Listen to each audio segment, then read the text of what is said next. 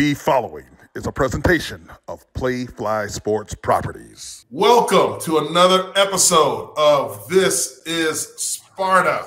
I'm your host, Jason Strayhorn, along with my co-host, Otis Wiley and Jehuu Caulcrick. We all know what the events of last weekend were, and we're obviously going to get into Illinois as that's the next game on the schedule, but we'd be remiss if we would not continue to discuss the events that took place on Saturday night as they continue to update in the marketplace. We've seen more suspensions, but we'll get into more detail because one of our own Spartan Media Network colleague, longtime WJR personality in the Detroit metro area market, Steve COURTNEY, joins us today. And Steve. Yes, sir. To the show, first of all. How are you? Welcome, Steve. Welcome, Steve. Thanks, welcome, fellas. A real pleasure, and might I say, honor as well. Oh, you're making me blush, Steve. That's a hard thing to do there, Jehuu. Absolutely. That's awesome. That means Steve, you're real special. I know. I thought it was going to be just a regular day. Well, as you know, it's a regular great fall day right now, but we still got some overcast from the post game issue that transpired, Steve. And on the show yesterday, we discussed obviously what transpired and showed some video, and then as we kind of rolled through, we realized that our very own was in the middle of it all, and saw kind of it develop, and also kind of saw the post, or middle and the post. And so we wanted to kind of ask you, one, you're on the sideline, kind of start in game and kind of seeing everything festering up and the emotions being really high during this rivalry game, but just kind of walk us through kind of everything leading up to what happened in the tunnel. Well, you know what, fellas, you could feel the temperature rising immediately after the game. Michigan gets their first win over us in 3 tries. And, it really wasn't for them, in my opinion, a post-game celebration for the victory as it was going out of their way to come towards us. There was some melees going on the field shortly after. And I'm thinking to myself at this point, this has the potential of being a powder keg. So, you know what? That goes on, and I start making my way to the tunnel.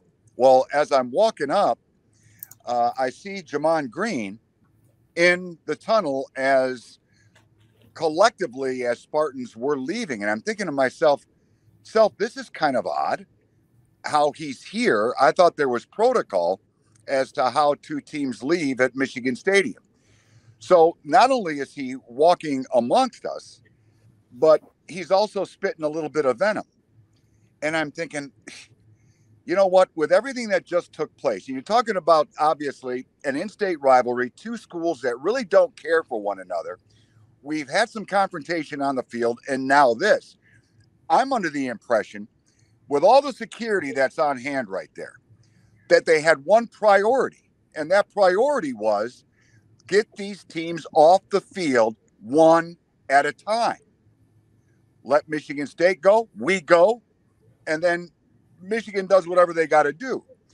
So subsequently, fellas, you read, and the school down the road has taken it upon themselves to say, yes, the tunnel's been there for 100 years and there hasn't been any problems. Well, that's not correct, because now you've had problems in 2 of the last 3 ball games there. And at halftime, they've said publicly, the protocol is this. Since the visiting team is right there, they leave first, and then we leave. Well, where was that? Now, I'm just going to say it this way. I've been around a little bit. What transpired in the game Saturday was sad. It was borderline horrific. But at the same time, it's an event that could have and should have been avoided. If some people did the job that they were probably supposed to do, you're not having me on your podcast right now. And I feel bad about that, but I would rather that be the case than what we're going to talk about, not only today, fellas, but every time we get together with that school down the road. This is going to be what's discussed. Now, to take it a step further quickly, I was reading a piece yesterday. How about this? This is where we're at right now.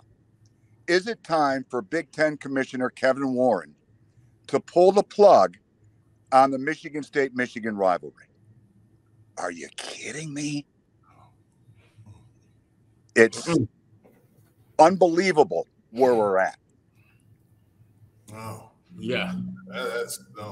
Kevin Warren was actually at the game on Saturday. Saw him a couple of times in the press box walking around, and now that would be a terrible thing to stop the rivalry. I know this is something that's going to come up a lot, especially next year. It's going to be all eyes on East Lansing when this comes back around. Steve, you talked a little bit about it, and tell us if you want to get into it. But you mentioned venom being spit. Everybody wants to know what led up to this. We saw, a player from Michigan skipping into the tunnel, like from the outside of the tunnel, and then we saw the melee inside. But there's something that happened in between, and the venom you spoke about. What was that exactly? Well, it was, Jace, it was trash talk. As a matter of fact, I was walking up and there were no players. None of our players were in front of me. There was a collection of our representatives, in our gear and whatnot. And Green is going on. And one of our fellows turns and says, "Dude, you're a third stringer. Shut the F up." And that's where I left it. I kept going on my way. And I think at the end of the day, fellas, is this, people in this great state, they want a rivalry. Well, look, they've got one. And the truth of the matter is, you've got to take that rivalry, the good, the bad, and in this particular case, the ugly. It is very tough to defend a moment when you get the helmet swinging, because there is no place in sport for that. But look, this isn't the first confrontation between these two schools in the long, illustrious history of the rivalry. And chances are better than not that it won't be the last. Certainly, I hope not to this degree. So what we've done as a university is head coach Mel Tucker, athletic director Alan Haller, have handled this post haste. There have been now, I think, 8 total suspensions, and that's just the way it goes. And I know that nobody feels really good about what transpired, but I can say it because I'm not going to get fined or whatever. But I think there's a case here where if you're a visiting or the winning player here, putting yourself in that really short-tempered situation. Understand this. If you go for the bull, you get the horns more times than not. And I'm not justifying anything that took place. But look, nobody knows better than you guys on this esteemed panel, having played at this high level. It's a very emotional game. Period. You bring a rivalry into the situation where things didn't go your way, and there's not a whole lot of good feeling, fellas. And I just don't think it was the time or the place to have players from the school down the road in the tunnel when we're trying to get the hell out. That's just a little editorial. No, well said. I let everyone be very, very clear in our message here that there's no way that anybody on this panel, anybody on the Spartan Media Network condones violence in any way. That's not what we're saying at all. Exactly. Not even in the least bit. It's wrong. You know what, fellas, though, it has, and this is, again, where we're at as far as social media goes. Everything that I've pointed out is available on social media. Not to mention, the point in time where number one takes it upon himself to cut around several people to get into the tunnel while we are leaving as a team. Now, I don't know how it works there in A squared, but for the life of me, I can't imagine there not being protocol in place that if a player attempts that, he is grabbed and said, no, not right now. Get your behind back there with your team and leave with everybody else. But it wasn't done. And Jason, you're so right. Not here condoning, and I'm not here justifying, and I'm not defending. Some of our guys went a little bit too far, and they've been dealt with. And hopefully that's a lesson that they will take with them for the rest of their lives. But, there's got to be, and I haven't heard a lot about it, and it kind of upsets me a little bit. There has to be some sort of accountability on their end. Absolutely. Absolutely. I mean, I just still can't fathom of like why there's no separation when you see them walking in the tunnel in post game. Like you see people in black, but there should be more. You should see green. You should see the field being like legitimately no one from Michigan even close to it, man. And so, like to Mel's point, we're looking forward to what's next now. Like it's time to, move past it. We did what we had to do from a protocol standpoint, risk management. And, obviously this is all national news now, right? So everyone's finding a way to discuss this, talk about it. But now you got to figure out how we heal and we move forward, and, praying for those guys who obviously are suspended, because I know that if they could take it back, they probably would take that mistake back. But should never been put in that position. To your point, Steve, is operations should have been stepping in fully as they're trained to do for post-game exiting. Well, you know what? There was absolutely no room that I could see, and again, being right there, allocated for the heat of the moment. And it began right after the game ended. And there was some melees on the field.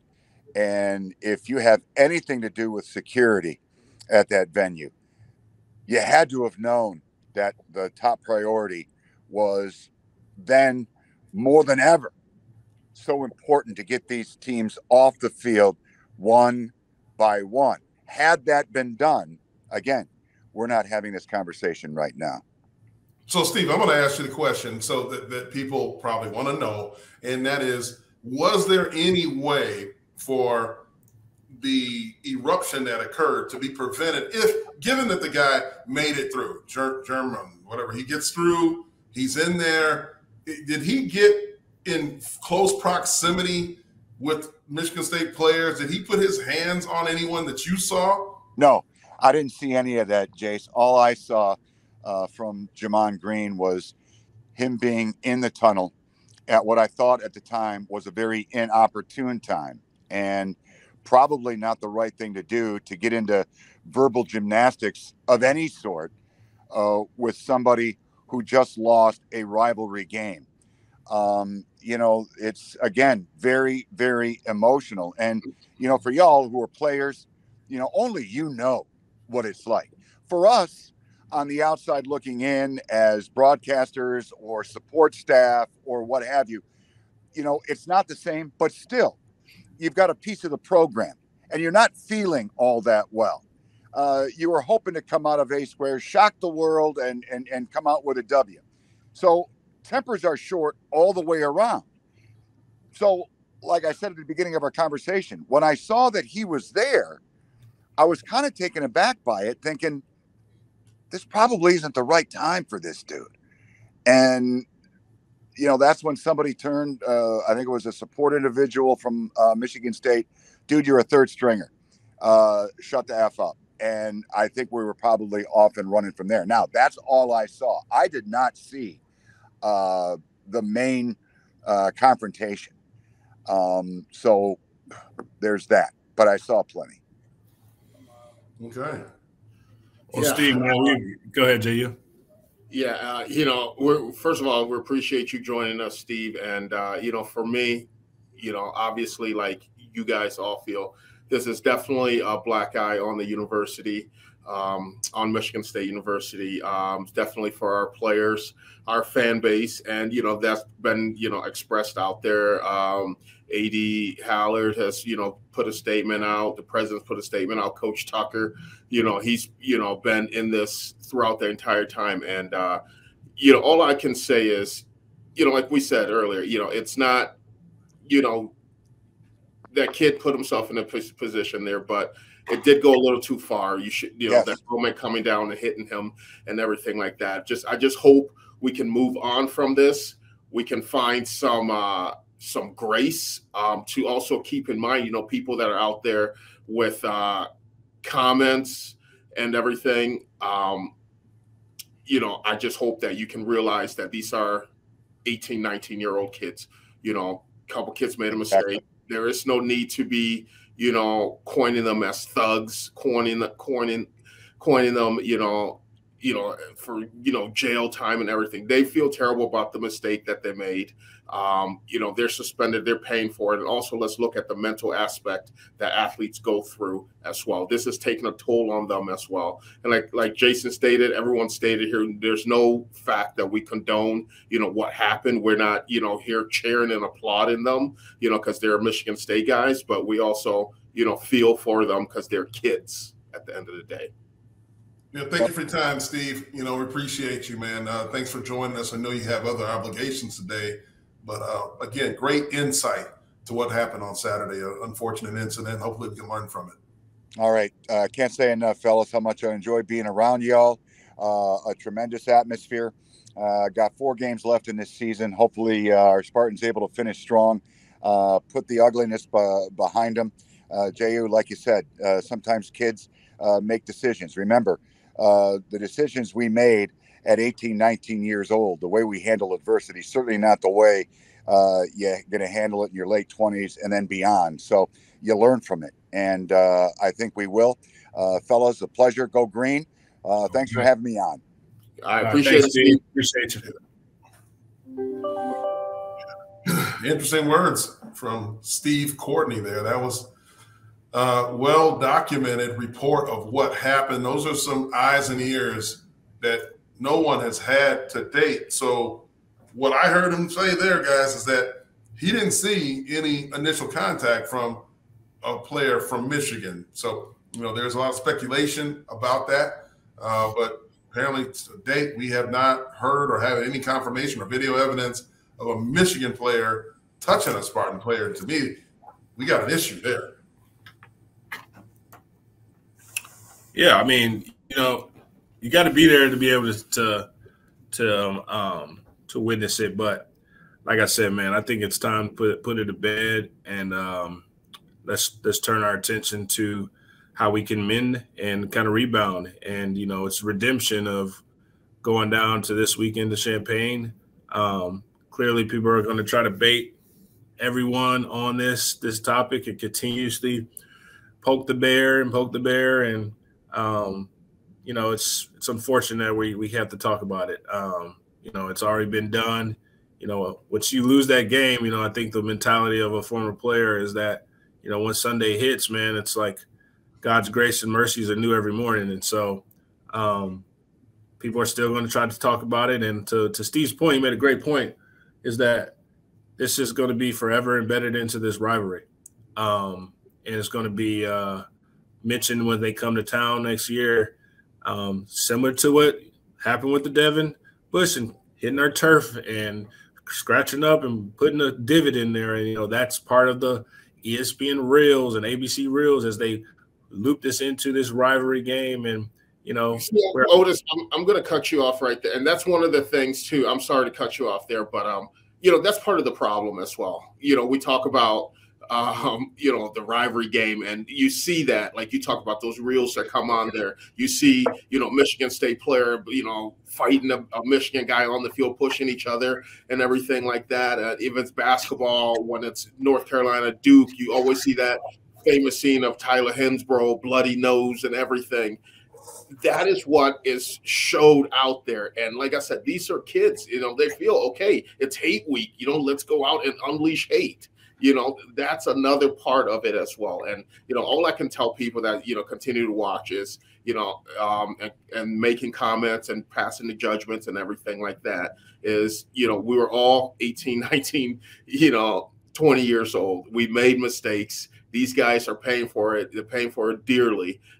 They're losing opportunities, for their future. Some guys, possible play at the next level, losing opportunities for it. And, I got to say kudos to Michigan State. They've been coming out. They've been, doing the due diligence. They've been cooperating with everything. And like Jason alluded to earlier, in the show that, there were 4 more people suspended. And there was, a joint statement that was released yesterday. Yeah, there was a joint statement right here. It was released yesterday by both Alan Haller, the vice president of Michigan State Athletics and also director of athletics, and Mel Tucker, Michigan State University head football coach. And I'll just read the first paragraph here. Michigan State University Athletics and the football program are committed to the highest level of sportsmanship as we continue to gather and review electronic evidence of the altercations between Michigan State and the University of Michigan student athletes on October 29, 2022. We are suspending student athletes Malcolm Jones, Justin White, Jacoby Windman, and Brandon Wright. These suspensions are effective immediately.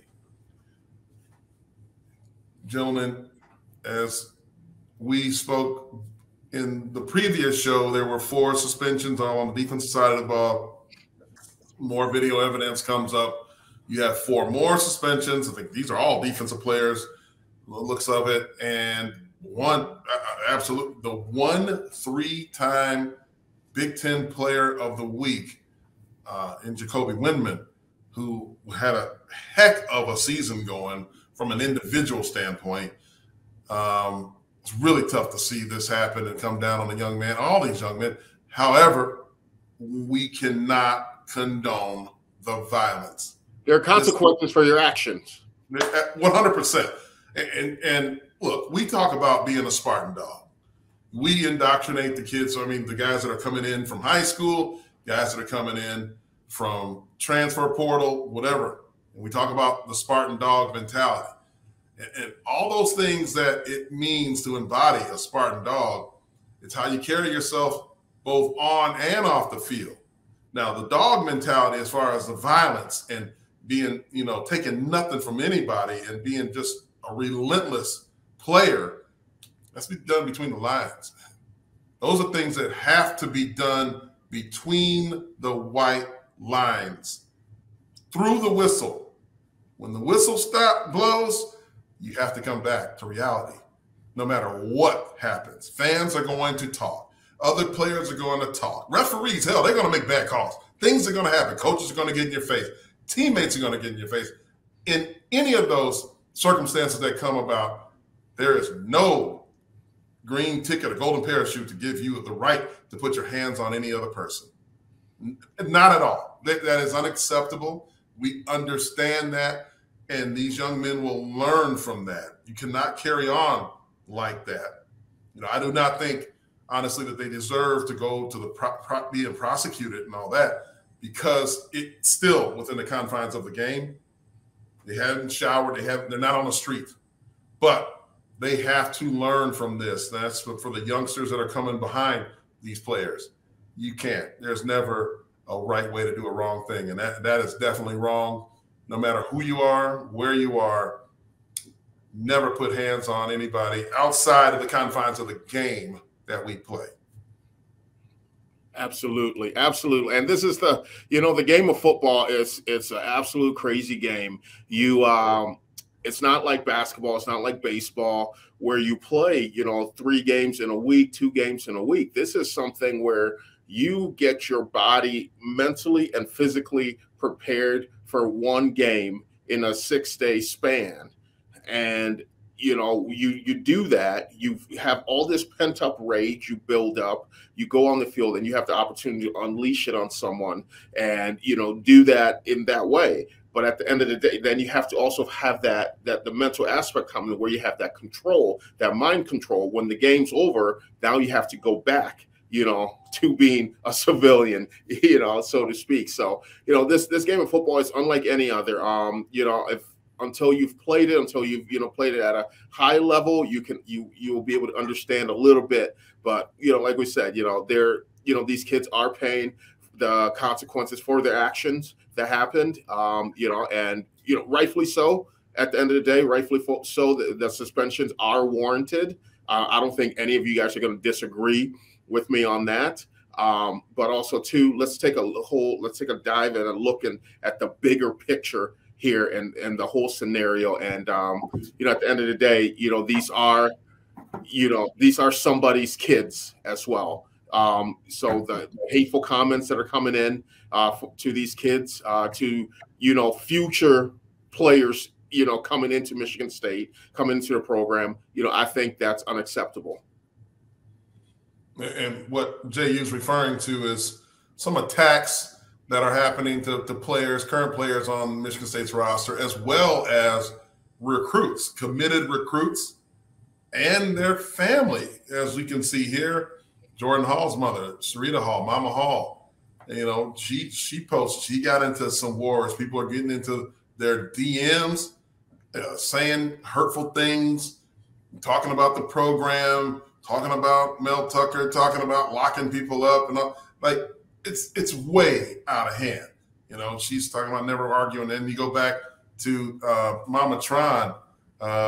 This is another class of 2024 committed recruit.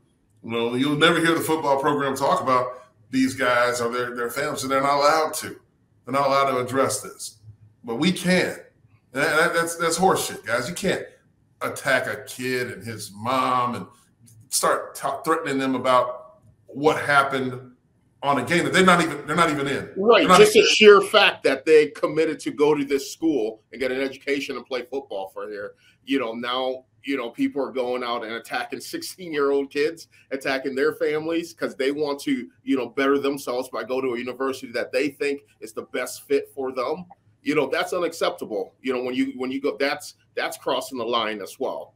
And I get, fans, you say, fandom, you pay for your ticket. You can pay for your ticket, get in the stadium. You can boo all you want. I tell, when I was playing, boo me, yell at me, yell obscenities to me, but don't cross the line. And I think some fans in this case, when they're reaching out to kids that aren't even a part of the program yet, all they are given a commitment to say, yes, I'm going to come and play football at Michigan State University. And then people are attacking their families and them.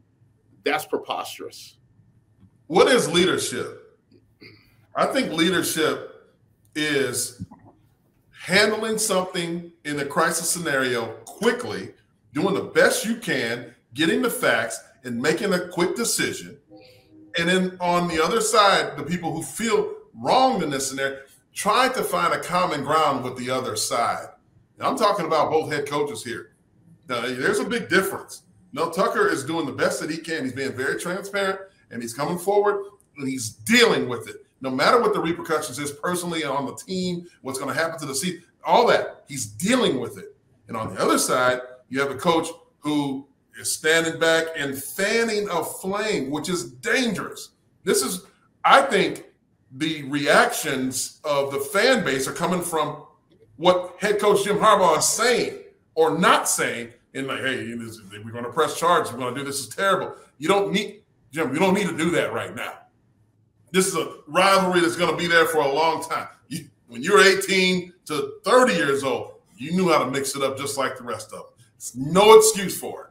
None. No excuse. But don't continue to do this because it causes harm.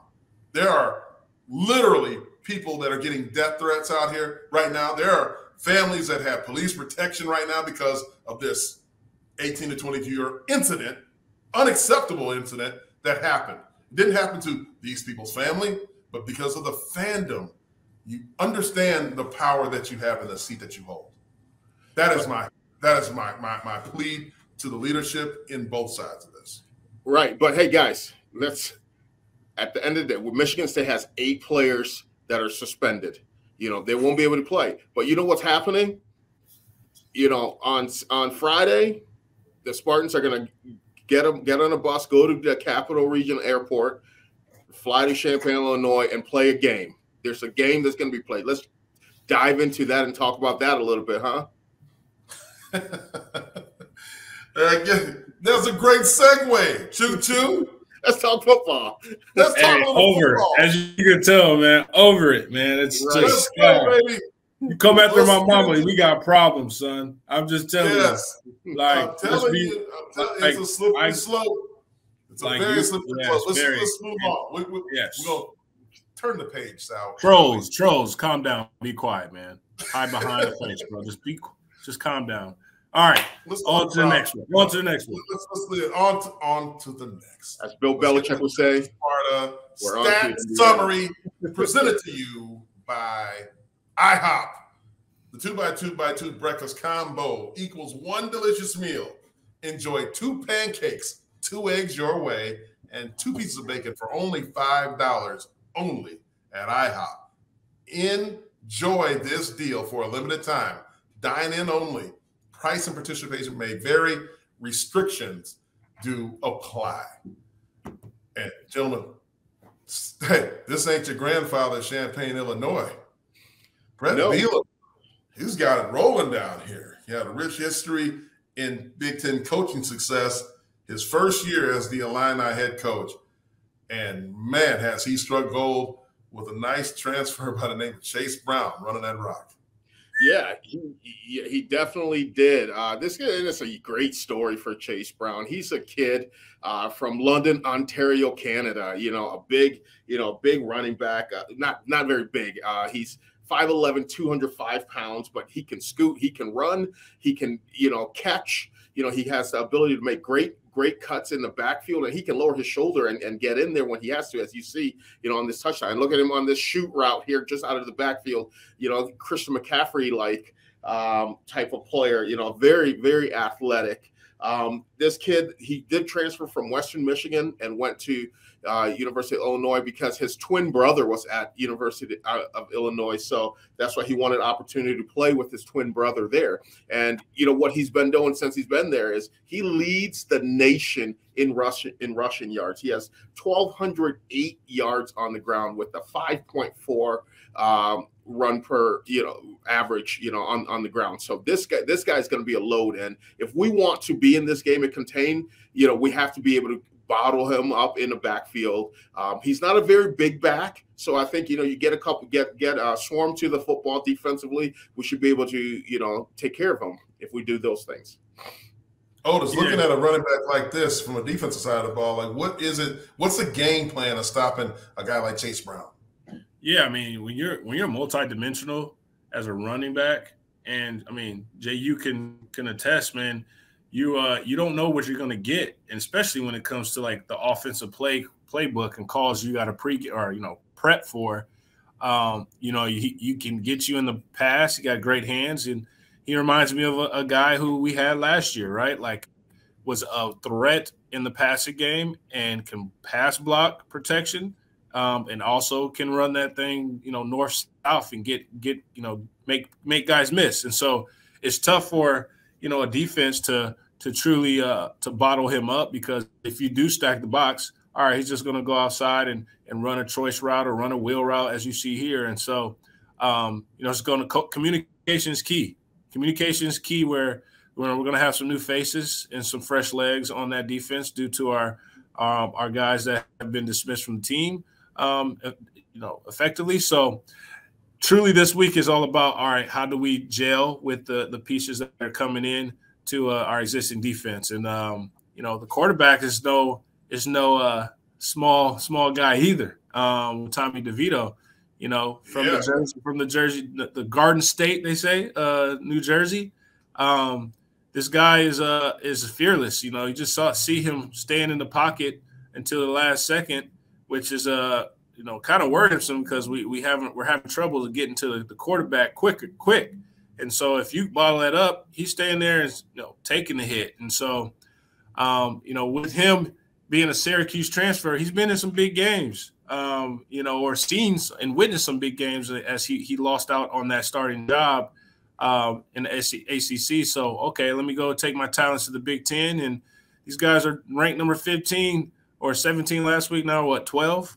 Yeah, 14. One spot, 14. Yeah. And so yeah, I mean, we talk about passing, you know, when it comes to him, like 1,594 yards passing, 12 TDs, 2 interceptions. And as you know, our secondary is what? It's last right now. It's struggling. And so in order to win the game, we got to win the air. And it's clearly their balanced attack. So we'll see how this goes on Saturday. Yeah, so with this quarterback, DeVito here, you know, a guy transferring from Syracuse, you know, coming in, he's not a guy, he's not, by no means is he a sexy player. He's not a sexy quarterback that's going to come and make those splash plays. He's a field general. He's a guy that's going to come in and not lose the game for you. And I got a question for you, Otis. Being a defensive player, and you're in the you know, film room, and you're game planning for a team like Illinois. It's a very balanced team. You got a quarterback throwing over 1,500 yards for the season. You got a running back with over 1,200 yards for the season. You know, first question is, how do you game plan for that balance? And then the second thing is, as a defensive player, let's go back to talking about Chase Brown, the running back. This guy is an every down back. You know, in today's day and age with the, you know, rotating backs and stuff like that, some backs come in, you know, hey, this guy's going to run the ball, or this guy's going to be in for pass protection. This guy now, he can run or pass. So what's your mindset if you're back there as a safety and this guy's an every down back? What do you think about, like, you know, how do you – there's no way you can cheat. Well, if you're cheating, you're not prospering, son. That's in anything, right? But straight eye control. As you know, you're going to get everything from the play action to, you know, the shotgun, you know, straight motion from him. But they're going to put him in every situation to win that game. And as you know, he's the focal point. And so, you know, you got some other role players that are going to step up. But as a safety, you know, in my mind, I'm thinking about how many hits can we get to him when he touches the ball, that you got to just wear and tear and knock the tree down chop by chop, right? And so he is not a big guy, but 5'11" as a running back, I mean, that's decent size and speed for any running back. And so, and everyone's not like Choo-Choo, right? You out here, Jerome Bettis got the wheels and got the physicality, but it really is going to start up front with the front seven and truly understanding gap control. Is that own your gap and don't get single-handedly blocked by one offensive guy, which you kind of saw in our highlights on the recap of Michigan game, is that we can't lose the blocking defender battle where we're going to get some pulls and guards. We're going to get aggressiveness when it comes to firing off the ball. All right, let's get gap control and let's keep him in the space of the tackle box, because as we know, he's going north-south, but when he bounces, he has the speed to beat you. And then you can't get lured to sleep if they're going to go pounding, and then they go to the air, where you got to have someone accounting for him when he comes out into running, you know, a pass out the backfield or halfback screens. You know, it reminds me of, you know, when we had to go there and play them when Ron Zook was the head coach, and you had Juice Williams, you had Rashawn Mendenhall, you had these guys that had a 1-2 punch where you had to worry about two guys that could run that ball. And at least, you know, Tommy DeVito's not as mobile, but let's not lure to sleep where this guy's smart enough to get out the pocket and run and get positive yards. And to your point, Jehuu, it's truly going to be communication over everything, because we got some new guys who may not be fully embedded into the playbook, but will have to play because of the guys we have that are no longer there. And so we still have Xavier, we still have, you know, Jacob Slade, we still have Halliday. We still have guys that are nucleus guys that bring everyone together. And this is that I think the motto for this weekend is, this is a redemption. This is an opportunity to turn the tide of bringing in some sunshine on a cloudy, dark day right now. And so I'm interested to see how we're prepping right now, because we've been so bogged down with all this news. is that, okay, let's go to Champaign and let's play some Spartan football. Yeah, by the way, Blake Corum, for those of you at home that are checking, 5'8", 209 pounds. So to Otis's point, this is a pretty decent sized running back. Right. Yeah. I mean, he's a decent sized guy, 5'11", 210, and he absolutely can run it. But looking at the stats, for this particular game, this matchup, Illinois comes in the number 2 ranked team in the nation for time of possession. Can you believe that? 35 minutes and 22 seconds. Michigan State, 130th. 24 minutes and 24 seconds. So Illinois won't pride itself on holding that rock and churning it, eating up the clock with Chase Brown and just moving those chains methodically, and they back it up with one heck of a defense. You look at the scoring defense, number 1 in the nation. Total defense, number 1 in the nation. Yards per play allowed, number 2 in the nation. And rushing defense and passing defense, both number 2. You're talking about a team with Brett Bielema here, guys, that has really committed to running the ball, to having ball control, and playing stingy defense when you talk about those gaudy numbers coming out of the Big Ten. Yeah, absolutely. Stingy defense. And what Brett Bielema was doing is he's taking that recipe that he used in Wisconsin all the time. He had success in the early part when he was at Arkansas, and he's bringing that to Illinois. And he's going out as well, and he's utilizing the transfer portal to get guys that he can, plug in right now and play the type of football that he wants to play. So it's going to be a big test for Michigan State this weekend, and I'm looking forward to seeing who on the Spartans, specifically on the defensive side, is going to step up. All right, we have 8 guys out. Next man up mentality. Who's going to step up and make a name for themselves? Who's going to be that one that said, okay, I'm going to do this for our team, us, we, our mentality. We have some guys that are down right now. There's a gray cloud hanging over our program right now. Let's go out on Saturday and play like we know how to play. Let's go out on Saturday and make Spartan Nation proud. Let's go out on Saturday and give Spartan Nation something to smile about, because the past few weeks, and especially this week, there has not been much to smile about. So that challenge is on the Michigan State's defense. Who's going to be that person to step up? And more so now, you talked about the time of possession that Illinois, controls there. Michigan State's offense has to come to the party. They have to come to the party. They have to score 30 points. 30 points wins this game. Whoever scores 30 points is going to win this game. So they have to do that. They have to get the ball in the playmakers' hands. They have to establish the run game. The offensive line have that downhill mentality and ready to go. So Spartan players, give the fans something to smile about. Yeah, I mean, definitely. That was that. I'm about to close, and then he goes into the book of hymns and starts singing that gospel ritual. You think, I was asked earlier, is like, with these controversies that happen, or, a suspension or something that is, the talk of the town or talk of the nation, is what do you do internally? And this is where you're going to see us gelling together, and more so is rallying the troops and locking arms.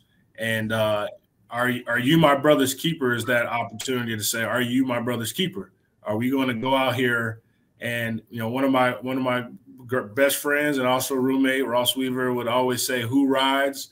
And we would always respond, we ride. We ride. We ride. And so how can we do that? It's truly like we're blocking that noise out, and you will see depending on what we come out Saturday, you can immediately tell when you're warming up that, all right, these guys have answered the call and ringing the bell that, yes, we had a mishap, but we're still going to push through, and we're still going to persevere, and we're going to show up. And that's all we ask, is to show up and just play Spartan relentless football, and let at the end of the game we're satisfied. We're also we're not leaving the field with regrets. And so I'm looking forward to it. And I know our staff is building our guys up emotionally, but also it's going to start within from the player-led standpoint of, listen, let's get this going. Let's turn the tide. We still have something to play for. Let's get to the bowl eligible. Let's start winning in the win column. And let's keep go get this bowl game. You had to bring it up. So yeah, let's do that. Let's do that, and let's focus on objective of small wins, and like we still can reach an objective for this season. And we're not throwing in the towel. And I think we can show that we're stronger together when these situations arise. Well, thank you, gentlemen. You know, we were remiss if we didn't mention the passing of some great Spartans in their own right. Long-time video man, everyone knows Tom Shepard. Shep lost his wife, Barb, this past weekend. And, you know, our thoughts and prayers are with him and also with the Perlis family, as longtime head coach and athletic director George Perlis' wife, Sally, also passed away recently. Our thoughts and our prayers are with both families during this difficult time.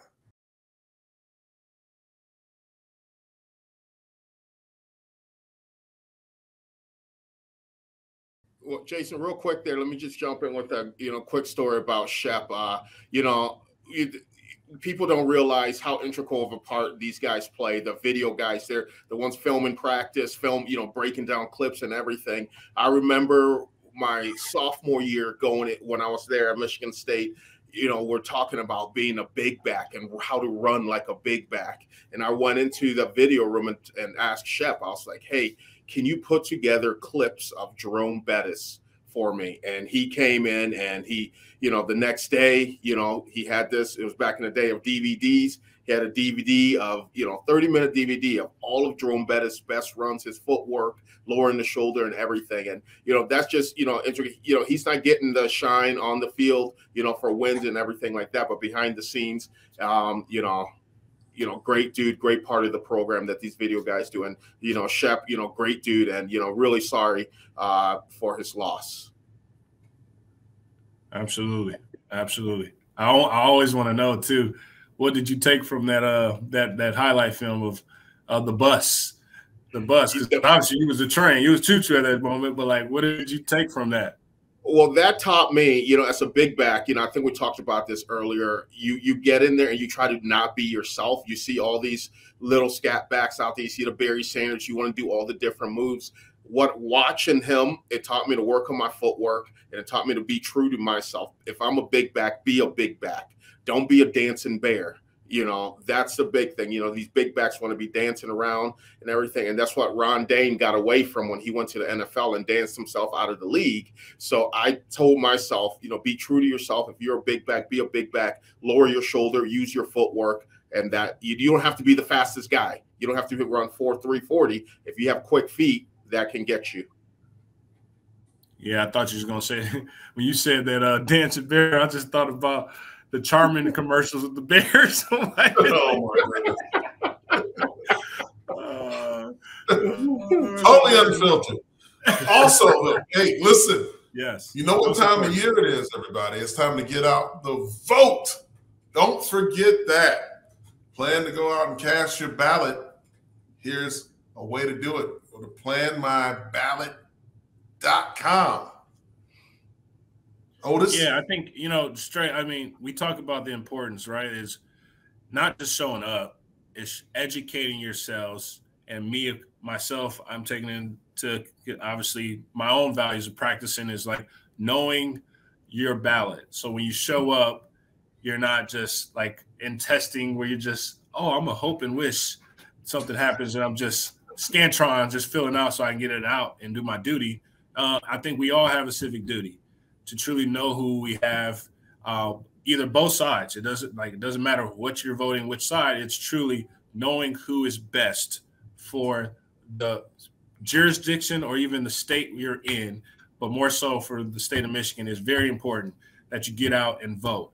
And so obviously this is not just, hey, how you do it. It shows you your locations as well. So, you know, look at where your nearest location to your residence is so that you can go, or where you're registered at. And so it's very important. And it's November 8th is when we obviously go to vote. So be ready next Tuesday to go out and show up. Show up and show out. My dad used to always say in his sermons, God shows up and shows out. So everyone needs to show up and show out in the voting. I love it. Perfect. We're going to end with that. That's a nice benediction, Pastor Wiley. Now let's ready for communion. Let's dearly beloved. All right. Oh, that's wedding. That's the wedding, dearly beloved. We are gathered here today. No, all right, for Otis Wiley and Jehuu Caulcrick, I'm Jason Strayhorn. This is Sparta. Have a good night. God bless, and go green. Go white.